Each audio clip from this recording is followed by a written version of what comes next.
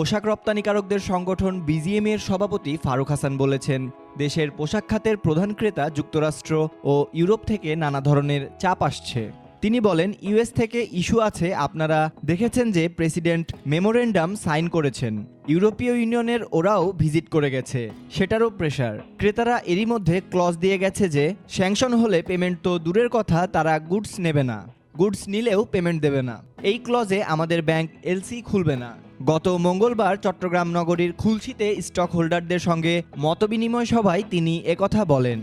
গতকালই পেয়েছি যে বায়াররা ইভেন এলসির মধ্যে ক্লজ দিয়ে দিয়েছে যে স্যাংশন বা এনিথিং এটা হলে তারা গুডসও নেবে না, পেমেন্ট তো দূরের কথা, গুডসও নেবে না, গুডস নিলেও পেমেন্ট দিবে না।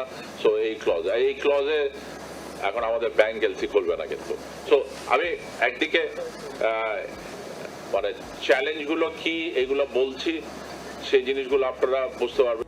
সংকট উত্তরণে এ খাতের সব অংশীদারদের সহযোগিতা চান তিনি। এ বিষয়ে গত বুধবার ফারুক হাসান গণমাধ্যমকে বলেন, একটি ক্রেতা প্রতিষ্ঠান প্রথমবারের মতো ঋণপত্রের সাধারণ শর্তের মধ্যে বলেছে, বাংলাদেশ কোনো নিষেধাজ্ঞার মুখে পড়লে তারা পণ্য নেবে না। যদি পণ্য জাহাজীকরণের পরও নিষেধাজ্ঞা আরোপের কোনো ঘটনা ঘটে, তাহলেও অর্থ দেবে না ক্রেতা প্রতিষ্ঠান। তিনি আরও বলেন, নতুন শর্ত দেওয়ায় দুশ্চিন্তা একটু বাড়ল, কারণ এতে করে অনেক ব্যাংক মূল ঋণপত্রের বিপরীতে ব্যাক টু ব্যাক ঋণপত্র খুলতে নাও পারে।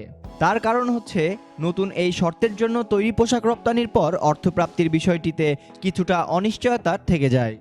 এখন আবার কি ইউএস মেমোরেন্ডামের জন্য স্যাংশনের ওয়ার্ড এসছে, আবার আমাদের সামনে ইলেকশনের জন্য একটু স্লো ডাউন, সবকিছু মিলে আবার একটা চ্যালেঞ্জ থেকে গেছে। It will be very very difficult time আমাদের জন্য যাচ্ছে, সাস্টেন করা খুব ডিফিকাল্ট হচ্ছে।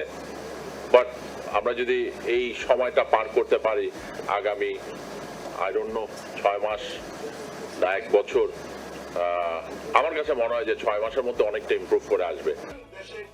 শ্রম অধিকার সুরক্ষায় যুক্তরাষ্ট্র নতুন শ্রম নীতি ঘোষণার পর দুশ্চিন্তায় পড়েন বাংলাদেশের তৈরি পোশাক শিল্পের উদ্যোক্তারা।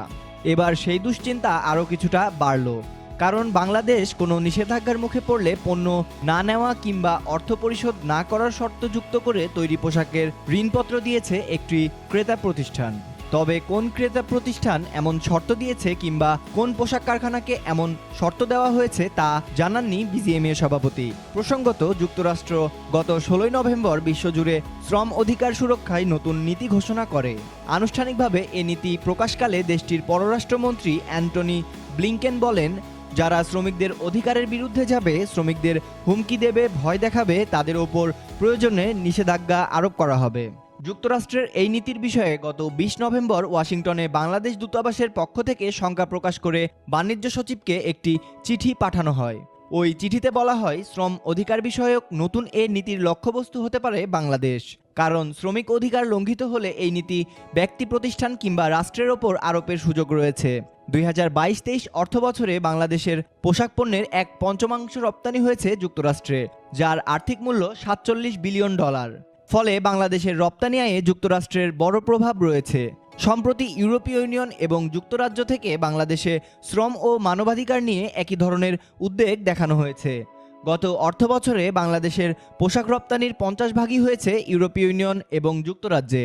বর্তমান পরিস্থিতিতে ব্যাক টু ব্যাক ঋণপত্র খুলতে যাতে কোনো সমস্যা না হয়, সেজন্য সরকারের ওপর মহলে কথা বলবেন বলে জানান বিজিএমইএ সভাপতি। বিসিএন দেখুন। বাগমার সাথে থাকার জন্য আমাদের চ্যানেলটি সাবস্ক্রাইব করুন।